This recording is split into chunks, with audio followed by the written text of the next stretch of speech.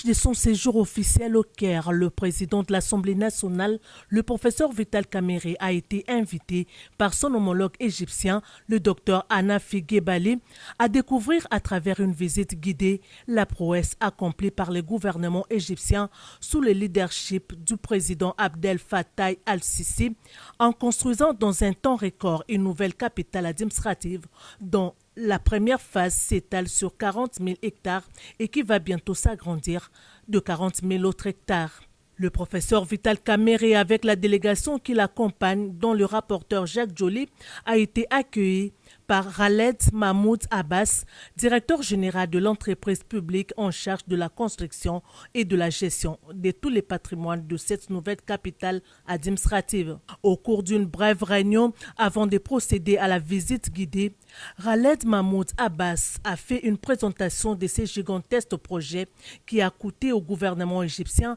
60 milliards d'euros et qui a résolu le problème de désengorgement de l'ancienne capitale administrative et sa surpopulation évaluée aujourd'hui à 20 millions d'habitants. Situé à une cinquantaine de kilomètres de l'ancienne capitale, ce projet pharaonique offre à l'Égypte une nouvelle ville verte et moderne dans les déserts, abritant les sièges de toutes les institutions, dont la présidence de la République, la Chambre des représentants, des bâtiments abritant des ministères, des banques, plusieurs universités internationales, des écoles, des complexes médicaux, une bibliothèque de 5 millions de livres et un village olympique avec un complexe de 80 000 places, pour ne citer que cela. Nous allons faciliter qu'il y ait vraiment un accord entre l'Égypte et la République démocratique du Congo dans ce domaine pour venir nous aider à assainir et à construire des grandes villes. Nous sommes vraiment convaincu que vous allez nous aider. Je sais que le ministre de l'Urbanisme, Christin Badou, a séjourné par ici. Je crois que l'Égypte et la République démocratique du Congo peuvent aussi se mettre ensemble,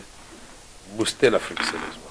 Le président de l'Assemblée nationale a fait la ronde des grandes places de cette cité qui n'a rien à envier à l'Occident et qui reçoit déjà plus de 50 000 travailleurs, 15 000 étudiants et 6 000 élèves. Outre des très nombreux logements, non seulement de haute gamme, mais aussi plus modestes, afin d'accueillir tous les fonctionnaires du nouvel ensemble. Le projet compte des hôtels de luxe, un nouvel aéroport de 4 000 m², 10 000 km de voies routières,